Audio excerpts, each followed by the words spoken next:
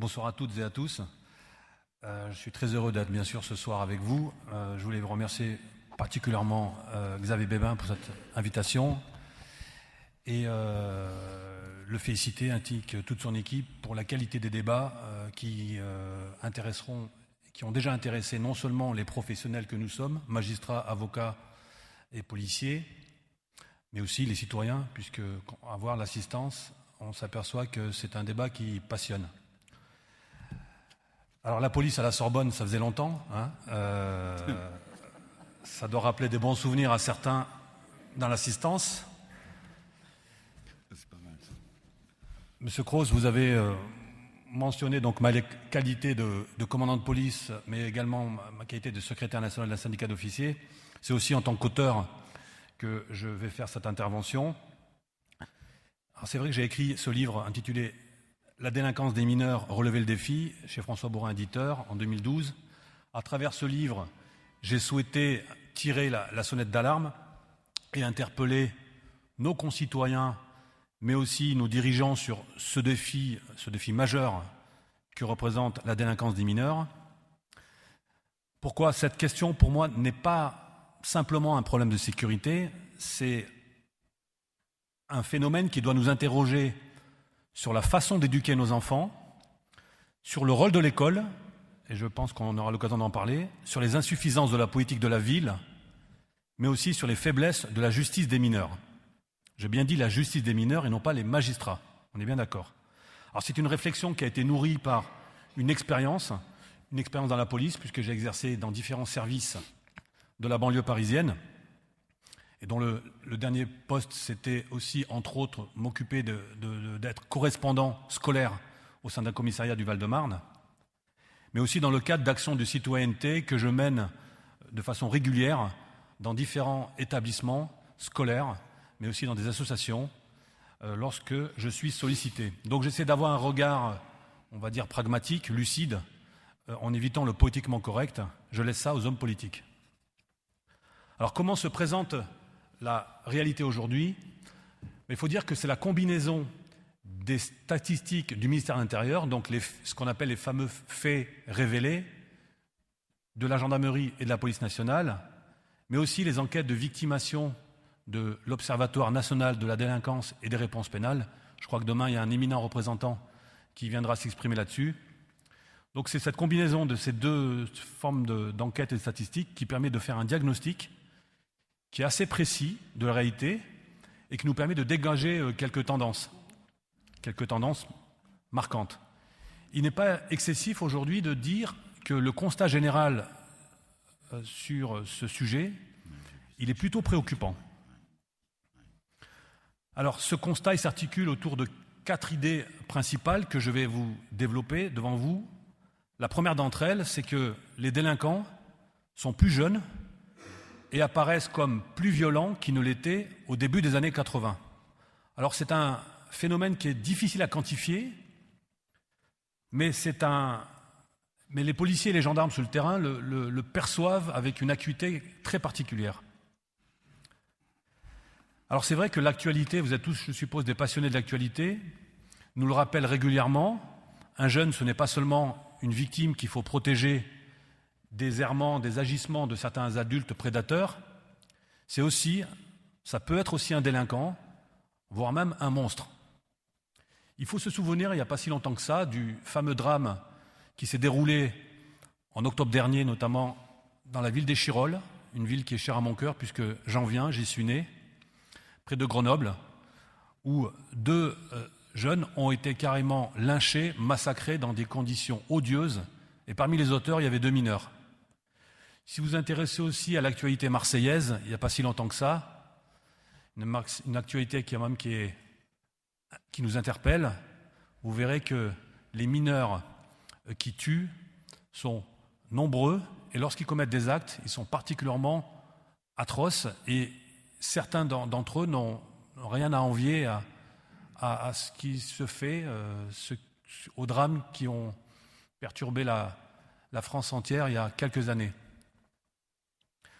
Deuxième réalité, les mineurs sont surreprésentés dans la délinquance. C'est-à-dire, si on s'en tient aux statistiques nationales, Les 10-18 ans représentent environ 13% de la population, mais 20% des faits enregistrés de délinquance. Donc il y a bien donc un phénomène de surreprésentation des mineurs. Et je parle des mineurs uniquement, parce que si on s'intéressait à ce qu'on appelle aux jeunes majeurs, on en a parlé tout à l'heure, c'est-à-dire les 18-21 ans, les chiffres seraient encore plus importants. Depuis le début des années 90, le nombre de mineurs mis en cause dans les enquêtes de police a plus que doublé. Et je ne vous parle même pas de ce fameux chiffre noir de la délinquance, c'est-à-dire cet écart qu'il existe entre la délinquance enregistrée et la délinquance réelle, c'est-à-dire celle qui est subie par la population. Si on devait prendre en compte ce chiffre noir, la réalité serait encore plus difficile.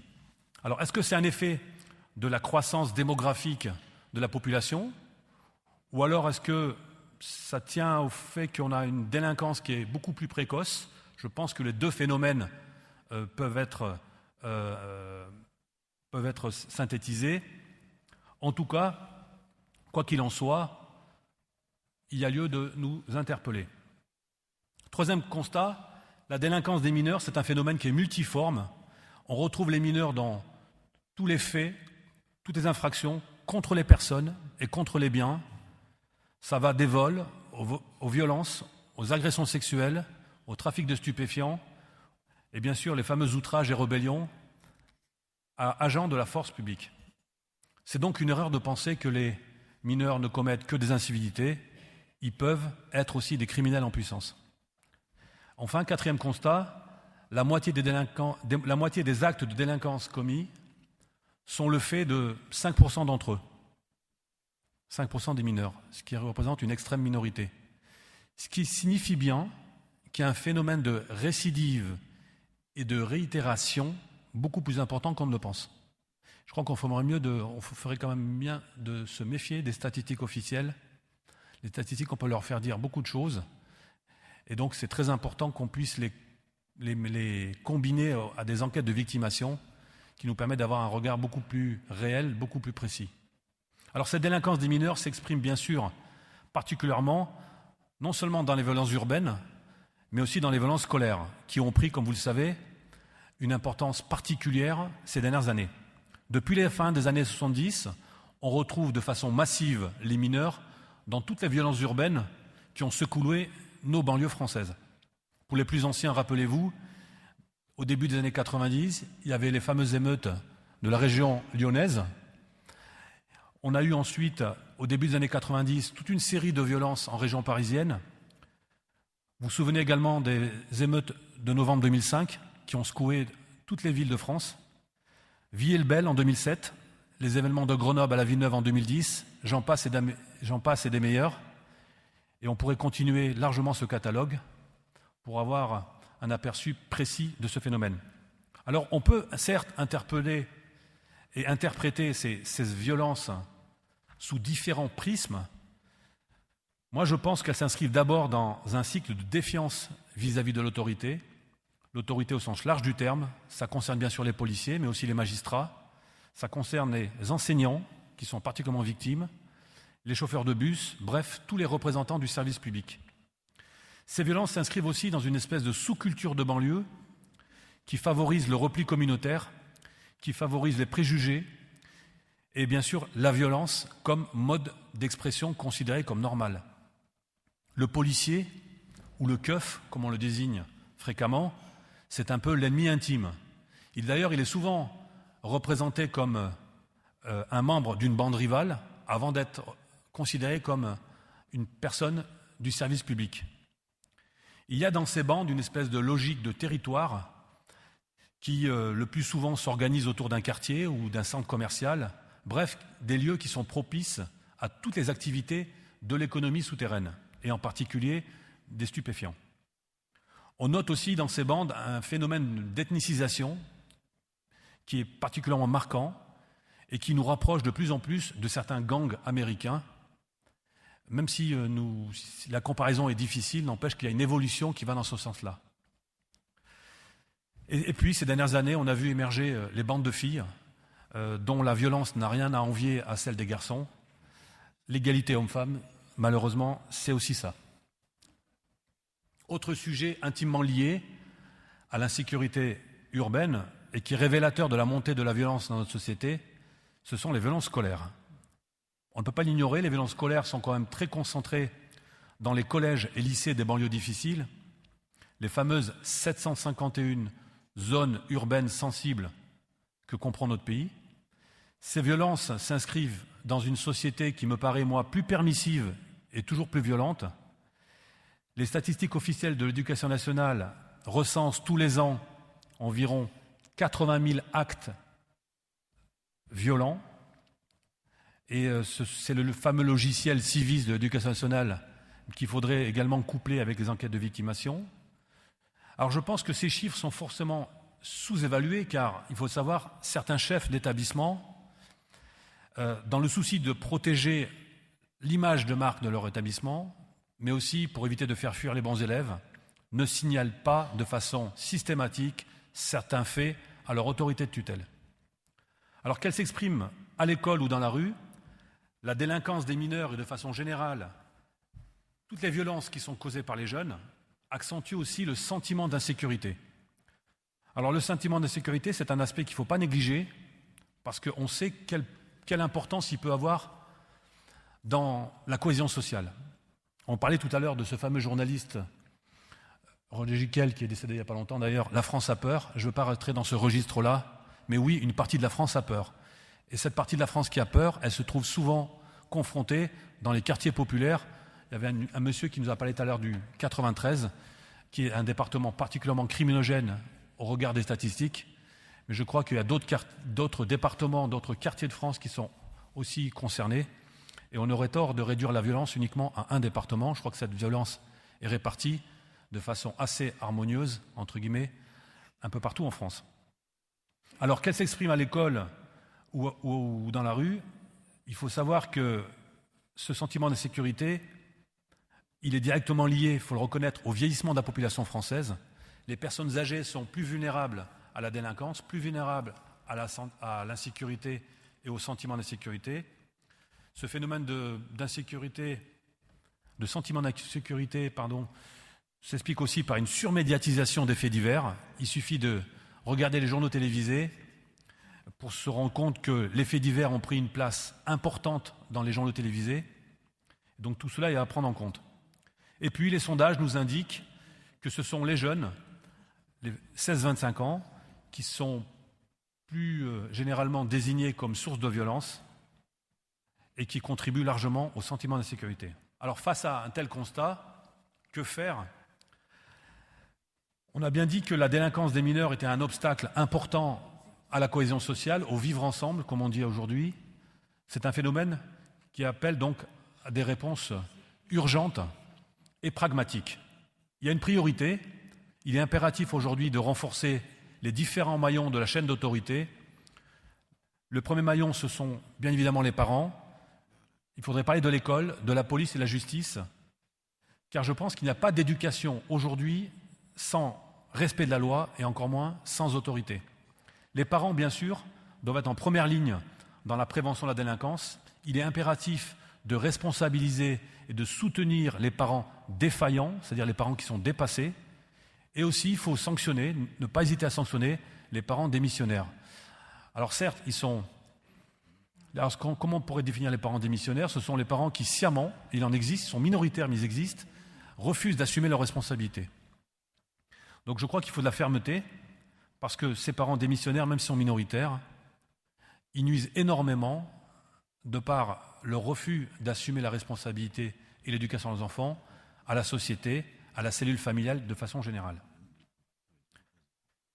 Alors bien sûr, la famille est centrale, puisque c'est aujourd'hui le principal lieu d'éducation des enfants, et c'est également le principal lieu de transmission des valeurs qui sont essentielles à toute vie en collectivité. Malheureusement, pendant trop longtemps, l'État a mis en place des dispositifs de prévention de la délinquance sans associer les parents, sans associer les familles.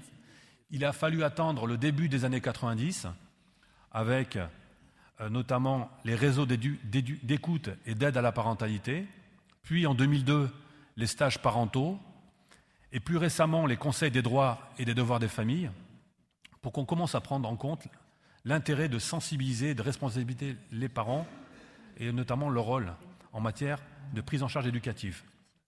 Alors, je vous ai parlé de certains dispositifs, comme le Conseil des droits et des devoirs des familles, les réseaux d'écoute, les stages parentaux. Tous ces dispositifs sont inspirés par des principes qui sont nobles. Malheureusement, ils comportent certaines limites, dans le sens où ils sont beaucoup, ils répondent à des logiques bureaucratiques et ils sont, il faut le reconnaître, peu adaptés à certaines familles, et en particulier certaines familles immigrées qui maîtrisent mal le français et qui sont également toujours très réticentes à exposer publiquement leurs problèmes et la situation dans laquelle se trouvent leurs enfants. Donc je pense qu'il faudrait s'inspirer dans ce domaine-là de ce qui se fait aux États-Unis, notamment dans cette capacité que les anglo-saxons ont à prendre en charge l'alphabétisation des familles avant de mettre en place des dispositifs qui, il faut le reconnaître, je vous l'ai dit, ne sont pas toujours compris par les familles qui sont les plus concernées. Que dire de l'école ? Bien sûr, l'école a un rôle essentiel, central dans la formation des esprits, mais en même temps, elle doit réaffirmer la sécurité et la discipline comme objectif prioritaire. Il est illusoire, certes, d'imaginer une totale sanctuarisation de l'école. L'école est par définition un lieu ouvert, mais quand on voit le niveau de violence dans certains collèges et lycées professionnels, il est impératif de mettre en place des mesures de sécurité qui soient pragmatiques. Alors je pense que la vidéoprotection, c'est un outil intéressant, même si, on le sait, les caméras ne remplaceront jamais les hommes. Malheureusement, aujourd'hui, seuls 10% des collèges et des lycées français sont concernés, ont véritablement mis en place, installé des véritables dispositifs de sécurité de vidéoprotection. Et pourtant, l'impact en termes de prévention et de répression des délits est réel. Il n'est plus contesté, sauf certains angélistes qui refusent de voir la réalité en face.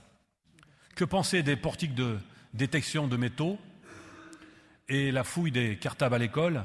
Alors ces propositions avaient été à un moment proposées par Xavier Darcos, l'ancien ministre de l'Éducation nationale. Là aussi, l'idée est séduisante sur le plan intellectuel, mais comme souvent en France, difficile à mettre en œuvre.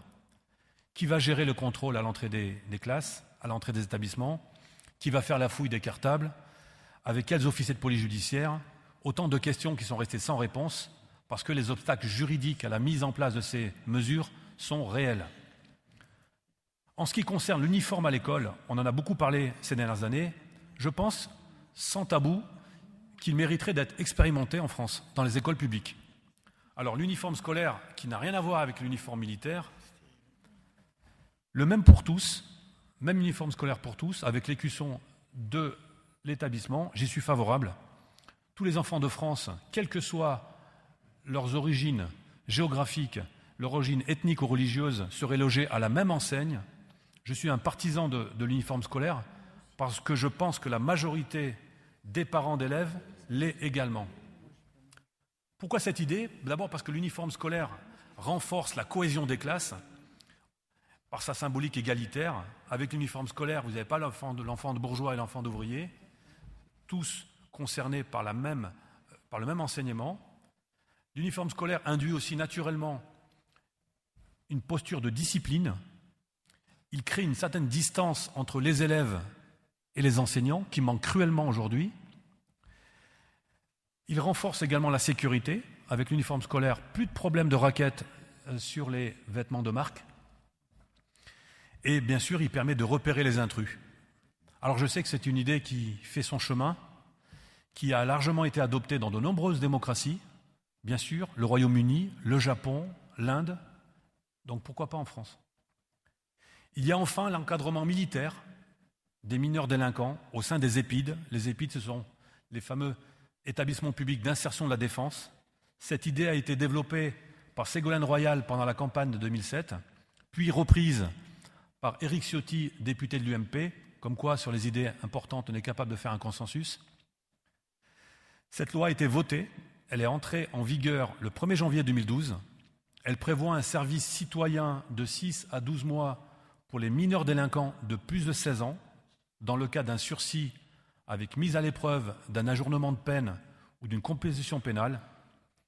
Mais aujourd'hui, l'expérience est trop récente et nous n'avons pas assez de recul pour pouvoir évaluer les résultats.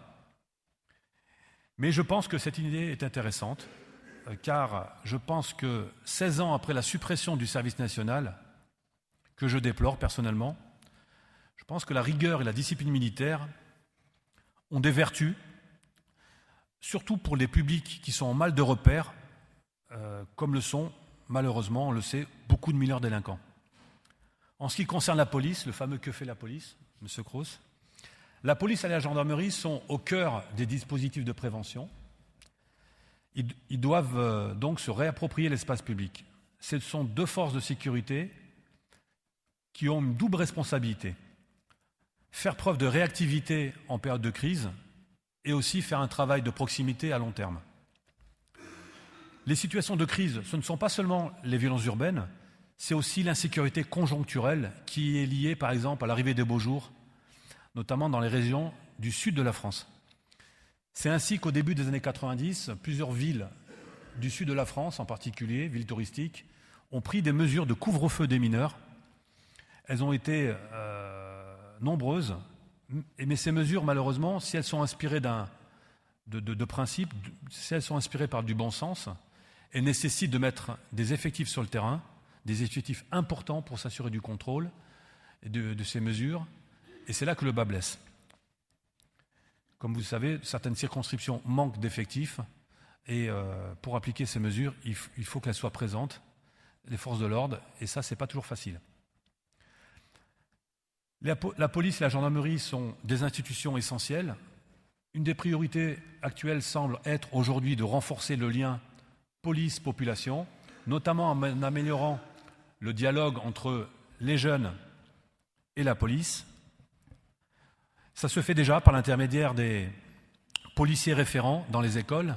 Ça se fait aussi par l'intermédiaire des policiers formateurs antidrogue qui sont très présents dans les collèges et qui ont un objectif, c'est de sensibiliser au danger de la drogue, cannabis compris, les jeunes qui souvent découvrent que le cannabis est dangereux. Il y a aussi les policiers qui sont présents dans le cadre des dispositifs ville, vie, vacances. On n'en parle pas beaucoup, mais ils font un très bon travail. Je suis bien évidemment favorable à tous ces dispositifs, car je pense personnellement que le dialogue favorise le travail de la police au quotidien sur le terrain. Mais attention à ne pas céder à la démagogie. Un policier, ce n'est pas une assistante sociale, ce n'est pas un éducateur de rue, ce n'est pas un curé de campagne, même si quelquefois on recueille quelques confessions, ou alors quelques aveux, ça dépend comment on peut prendre les choses. Parce que la population attend d'abord de sa police qu'elle assure la sécurité et qu'elle rétablit l'ordre. Enfin, quelques réflexions sur la justice des mineurs. La justice des mineurs, bien évidemment, se doit d'être dotée de moyens supplémentaires et surtout être plus réactive. Il y a une nécessité aujourd'hui de bien cibler les profils de délinquants, car il faut impérativement continuer à développer des mesures éducatrices et réparatrices pour les primo-délinquants, mais pour les délinquants récidivistes, la justice doit faire preuve d'un peu plus de fermeté, en appliquant des peines sévères et dissuasives, une peine juste et toujours pédagogique. Parce qu'il y a un sentiment d'impunité qui règne parmi les délinquants récidivistes et qui est devenu insupportable aux victimes. Policiers et magistrats sont les premiers témoins de cette impunité généralisée lorsqu'il s'agit de mineurs récidivistes. Je ne pense pas que l'ordonnance de 1945, qui organise la justice des mineurs, soit laxiste. Un juge des enfants dispose de tout un arsenal répressif. Il peut placer en foyer, il peut placer en centre éducatif fermé, il peut le placer en détention dans les établissements pénitentiaires pour mineurs. La grande faiblesse de la justice des mineurs, c'est qu'aujourd'hui, elle est devenue peu réactive à des milliers de délits qui sont commis. Est-ce qu'il est normal aujourd'hui que la durée d'une procédure concernant un mineur dépasse fréquemment les 12 mois ? On peut se poser la question. Alors bien sûr, je ne jetterai pas la pierre aux magistrats. Nous savons tous que la justice française souffre d'un cruel manque de moyens. Il manque des magistrats, il manque des greffiers, il manque des éducateurs. La justice française est pauvre. On vous a donné quelques chiffres concernant son classement dans les différents rapports faits par le Conseil de l'Europe. On n'est pas loin de l'Arménie, on n'est pas loin de la Lituanie. On n'a pas de quoi se satisfaire de cette situation. Comme vous le savez, de nombreuses lois ont été votées ces dernières années et critiquées par certains qui les estimaient trop répressives. Les centres éducatifs fermés, par exemple, ont été injustement comparés à des prisons. Cette logique est complètement différente puisque les centres éducatifs fermés sont d'abord inspirés par une logique d'insertion sociale et professionnelle qui n'a rien à voir avec les prisons d'aujourd'hui. Le projet d'ailleurs est de doubler, c'était un engagement de campagne de l'actuel président de la République, de doubler ces CEF, ces centres éducatifs fermés, malgré les réticences de certains qui ont la naïveté de croire que le suivi en milieu ouvert est adapté aux mineurs récidivistes. Il y a aussi les établissements pénitentiaires pour mineurs, les fameux EPM, qui ont été créés en 2002 et qui ont permis d'éviter la promiscuité des mineurs avec les détenus majeurs. Malgré le développement de ces établissements, je ne crois pas non plus que la justice des mineurs se soit durcie ces dernières années. L'éducation est toujours privilégiée. Il suffit de relire, même si elle a été réformée 31 ou 35 fois ou 30 fois l'ordonnance de 45, la réparation, l'éducation sont toujours prioritaires par rapport à la sanction. Jusqu'à preuve du contraire, l'excuse atténuante de minorité n'a pas été supprimée. Quant à la part des mineurs dans la population carcérale, elle est très faible en France, 1,3%, soit près de 800 détenus mineurs pour une population carcérale approximative de 65 000 détenus, ce qui est peu. À titre de comparaison, la proportion de mineurs incarcérés en Grande-Bretagne y est 3 fois plus importante. La priorité reste néanmoins le suivi des récidivistes. Dans ce domaine, il est urgent de réduire les lourdeurs et les longueurs procédurales qui nuisent considérablement à l'efficacité de la peine pénale. La loi Perben 1, votée en 2002, avait prévu des jugements à délai rapproché entre 10 et 30 jours pour les mineurs récidivistes. Malheureusement, cette loi a très peu été appliquée par les magistrats, faute de moyens. Et enfin, autre sujet fondamental, les acteurs de la prévention de la délinquance. Il est impératif qu'ils soient mieux reconnus, mieux valorisés, mieux formés. Il est urgent d'engager une véritable professionnalisation des métiers de la prévention et de la médiation, à l'instar de ce qui se passe aux Pays-Bas, qui est une nation pilote en la matière. Cette professionnalisation, j'espère, permettra de mettre fin à cette espèce de culture des grands frères qui est basée sur un clientélisme électoral et une volonté d'acheter la paix sociale à tout prix avec les résultats, les piètres résultats qu'on connaît. Il est aussi impératif de rompre avec ce qu'on appelle souvent la culture de l'excuse, qui malheureusement imprègne encore trop souvent les acteurs de la prévention, qui, avec cette fameuse confusion entre la délinquance et la crise économique et sociale, qui est devenue insupportable aux victimes, sachant que beaucoup de ces victimes viennent des mêmes quartiers que ceux qui les agressent. Je pense profondément que le moteur de la délinquance, ce n'est pas la crise sociale, ce n'est pas la crise économique, mais c'est d'abord chez le mineur, chez beaucoup de mineurs, cette envie de posséder le bien de l'autre. La vie dans un milieu social et économique, certes, rend difficile, je le sais, l'éducation des enfants. Je ne suis pas là pour le nier. Néanmoins, cela ne suffit pas aujourd'hui à expliquer dans son ampleur ce phénomène de la délinquance des mineurs. Je pense qu'on devrait prendre un peu plus en compte le délitement de l'autorité parentale et le recul des valeurs dans une société qui apparaît comme de plus en plus matérialiste et individualiste. Je pense que cette question de l'autorité parentale, elle devrait aujourd'hui être mieux prise en compte. Les CLSPD, enfin, les conseils locaux de sécurité et de la prévention de la délinquance, devraient être redynamisés en y associant un peu plus les magistrats du parquet. Il faut créer des partenariat qui soit basé sur la confiance. Malheureusement, aujourd'hui, ça reste difficile encore, car le corporatisme en France est encore une réalité. Trop souvent, le corporatisme l'emporte sur l'intérêt du service public. Nous vivons aussi dans un pays où la culture de la dépense prime sur la culture de l'efficacité. En conclusion, j'insisterai sur un point, la délinquance des mineurs, c'est un phénomène qui est complexe, on l'a vu aujourd'hui, pour lequel les solutions miracles n'existent pas. Les mesures courageuses qui pourraient être prises n'auront de résultats, n'auront d'effet que dans la durée. Nous avons cependant l'obligation de réussir, car ce n'est pas seulement un problème de sécurité, c'est aussi l'avenir de notre jeunesse qui est en jeu. Et je pense qu'on devrait être inspiré par l'intérêt qu'on porte à notre jeunesse, parce que s'il n'y a pas de prise en charge de la jeunesse, il n'y a pas d'avenir. Voilà. Je vous remercie pour votre attention.